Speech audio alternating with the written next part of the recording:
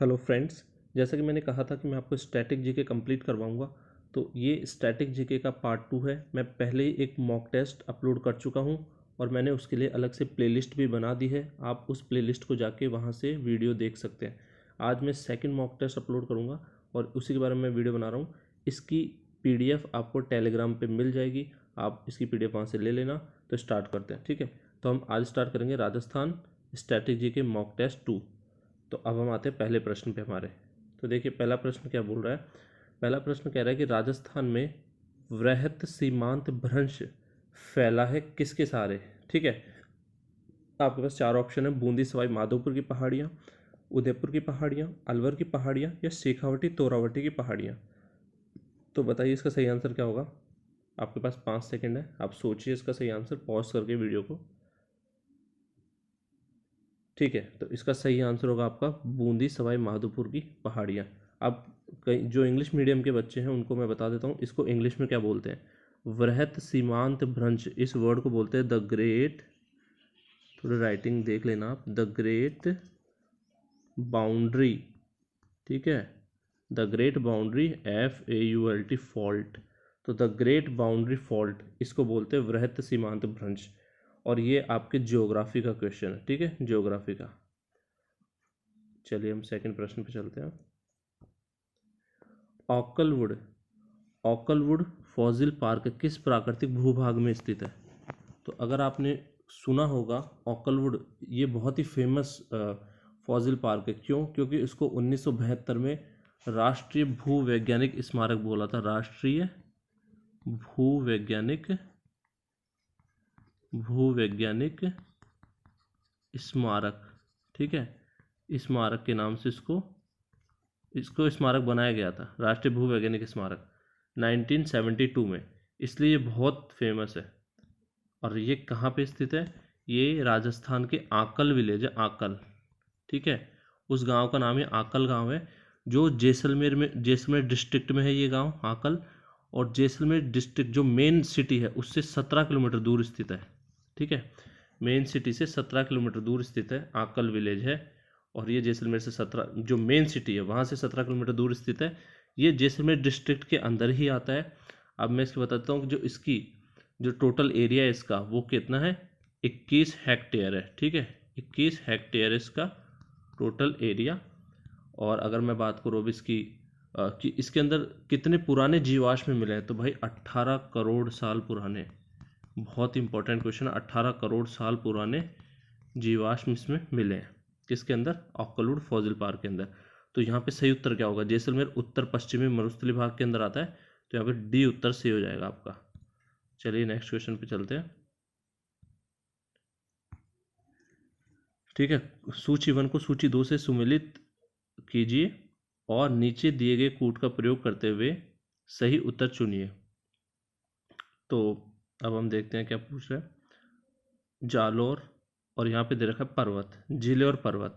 ठीक है, तो आप यहाँ पे बिल्कुल एक चीज़ को पकड़ लीजिए। यहाँ पे आप ये देख लीजिए जो भी आपको पता हो। जैसे मुझे पता है, जैसे अलवर है, ठीक है, तो अलवर जो है ना, वो अलवर के अंदर है भानगढ़। तो मुझे पता बस सी में चौथा कहाँ पे आ रहा है, तो सी में चौथा केवल फर्स्ट ऑप्शन में आ रहा है। तो इसमें ए ऑप्शन वैसे आप लगा दोगे, एक का पता चलते हैं चारों का पता चल गया। पर वैसे भी और भी आप देख सकते हो, औरों का भी देख लो कि ए जालोर में आपके झारोला है, ठीक है, जो और जो सिरोही है आपका, सिरोही में आपका माउंट आबू, और जिसकी सबसे जो ऊंची चोटी है उसको गुरु शिखर बोलते हैं। इसके बाद जो अलवर में आपका भानगढ़ हो ही गया, और सीकर में हो गया आपका रघुनाथगढ़। तो ये इसका आंसर हो गया। ठीक है, तो इसका आंसर हो जाएगा ए ऑप्शन। अब हम चलते हैं हमारे नेक्स्ट क्वेश्चन की तरफ। राजस्थान के मरु प्रदेश में प्राचीन काल में प्रवाहित होने वाली सरस्वती नदी के संबंध में कौन सा कथन असत्य है। ये इस चीज पे बहुत ध्यान देना, असत्य पूछ रहा है आपको। ठीक है, तो असत्य क्वेश्चन पूछ रहा है आपको। तो अब असत्य का पता कैसे लगाएंगे? सबसे पहले आप तो सत्य देख लो क्वेश्चंस। तो जैसे इसमें देखेंगे, सरस्वती नदी का उद्गम स्थल हिमालय था, ये बिल्कुल सही बात है। सरस्वती नदी अरब सागर में गिरती थी, ये बिल्कुल सही बात है। सरस्वती नदी एक पौराणिक नदी है, जी हाँ, इसका वेदों में वर्णन मिलता है, तो पौराणिक नदी है ये। इसका महाभारत में भी वर्णन है, तो ये पौराणिक नदी हो ही गई। सरस्वती नदी हाड़ौती क्षेत्र की प्रमुख नदी नहीं, हाड़ौती क्षेत्र में बहती है आपकी चंबल, तो सरस्वती नदी नहीं बहती। तो ये डी ऑप्शन गलत हो जाएगा, मतलब हमें क्या असत्य खोजना था, तो डी वाला ऑप्शन हो जाएगा आपका असत्य है, तो इसका आंसर डी हो जाएगा। ठीक है, अब हम चलते हैं हमारे नेक्स्ट क्वेश्चन की तरफ। लघु मरुस्थल के बारे में सत्य कथन है। ठीक है, तो लघु मरुस्थल के बारे में सत्य कथन क्या होगा, यहाँ पे आप पढ़ लीजिए। यह कच्छ से बीकानेर तक फैला है, यह अरावली के पश्चिम में पड़ता है, महान थार मरुस्थल का पूर्वी भाग, उक्त सभी। तो भाई इसका जो उत्तर होगा वो होगा सभी, इसमें सही है। यह कच्छ से बीकानेर तक है, अरावली के पश्चिम में पड़ता है और थार मरुस्थल के पूर्वी भाग है। तो वहाँ पे जो छोटा सा एरिया है वो लघु मरुस्थल है।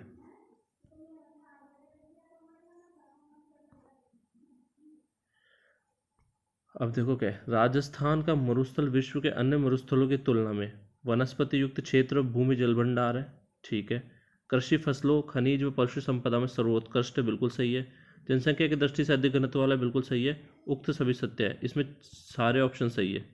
ठीक है, नेक्स्ट क्वेश्चन पे चलते हैं।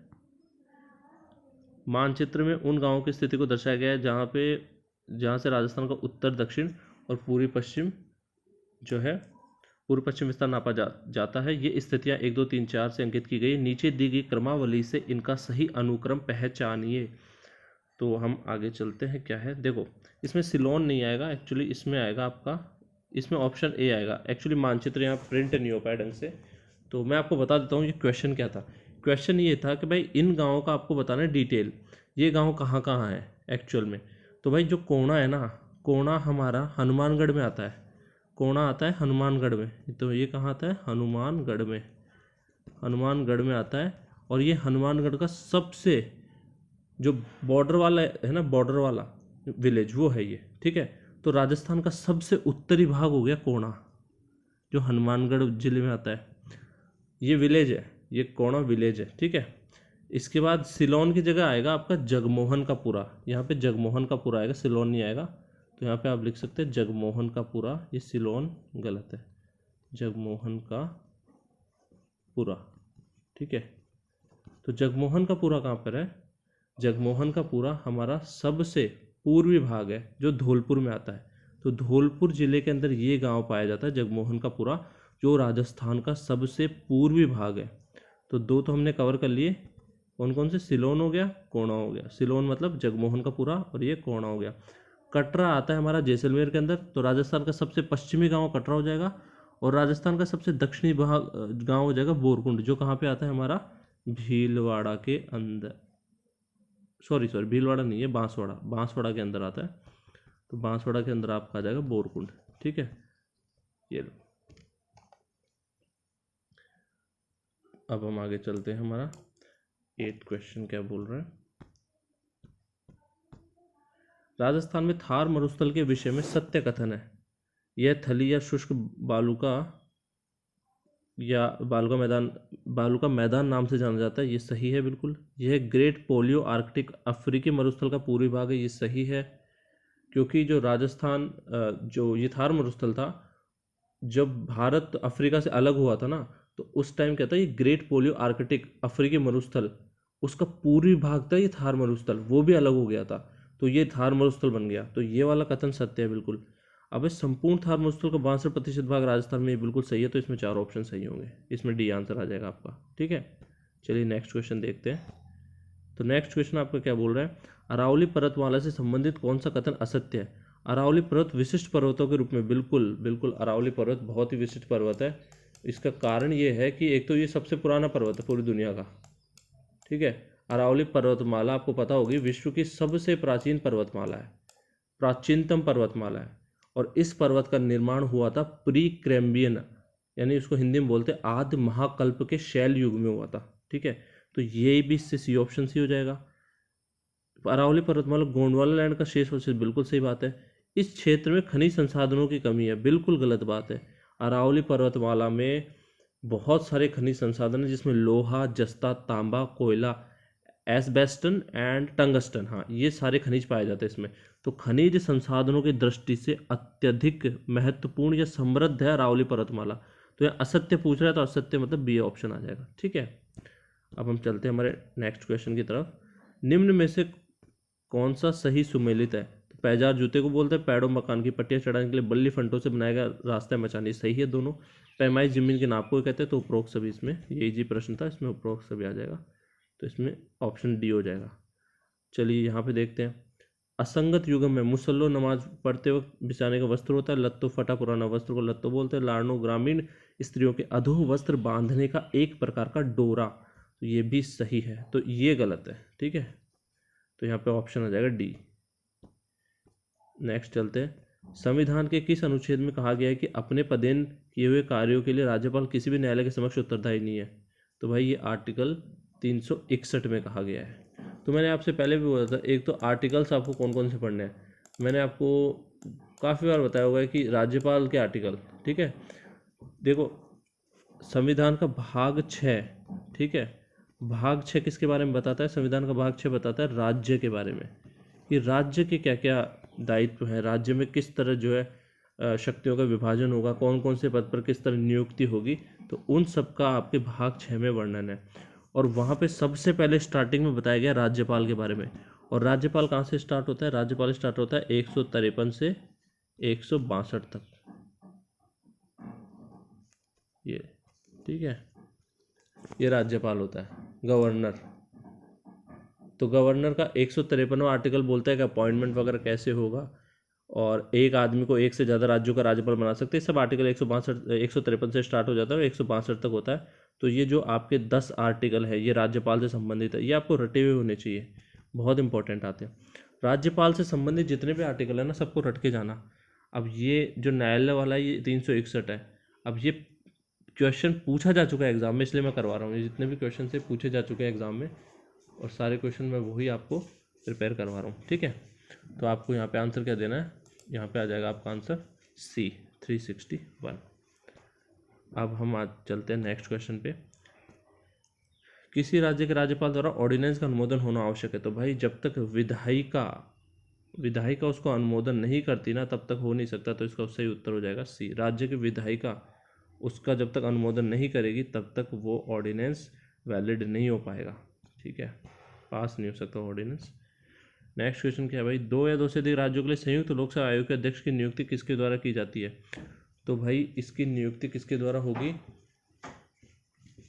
इसकी नियुक्ति होगी आपकी संबंधित राज्यपालों की सलाह से भारत के राष्ट्रपति द्वारा, तो ये ए ऑप्शन इसमें सही है।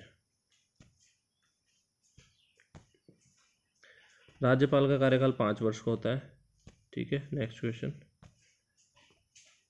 संविधान के किस अनुच्छेद में राज्यपाल को विधानसभा का विघटन करने का अधिकार दिया गया है? तो भाई ये दिया गया आपके दिया गया है 174 के अंदर, ठीक है। अनुच्छेद 174 ये बताता है कि आपको विघटन का अधिकार है।